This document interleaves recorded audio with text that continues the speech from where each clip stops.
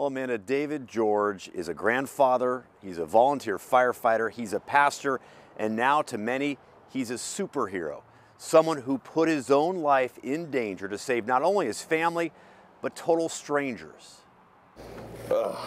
David George may be a pastor at one of the biggest churches in Oakville, but even for him, it's hard to talk about.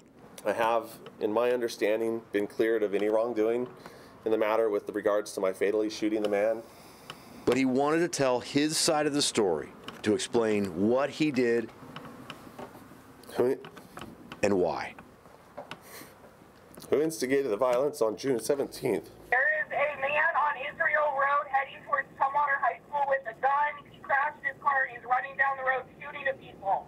The calls started coming in Father's Day afternoon. A man with a gun trying to steal cars, then shooting people and firing inside the Tumwater Walmart. I was speaking with an employee at the customer service desk while my wife and my daughter and my granddaughter were in a checkout line to purchase additional items. David George was there making a return when he heard the bangs. I was sure that what I heard was gunshots, and was familiar with how I should respond considering mine, my family's, and the public's safety. The pastor is also a volunteer firefighter and EMT with Oakville Fire. He's trained to respond to active shootings and is a gun range safety officer who carries a concealed weapon. So when police say Tim Day came into the Walmart shooting to steal more ammunition, George made sure his family got out and then he got ready in the parking lot.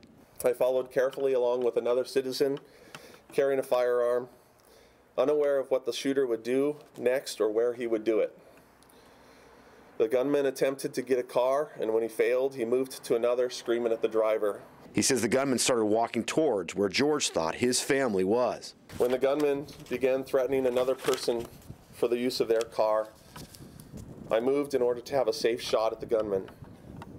He entered the vehicle, which I considered an even bigger threat, and I fired to stop the shooter.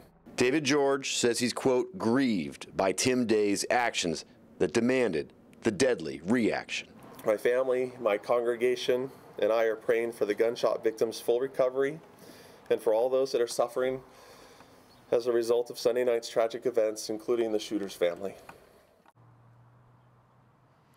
The shooting victim he mentioned there, Rick Feevey, remains in critical condition up at Harborview.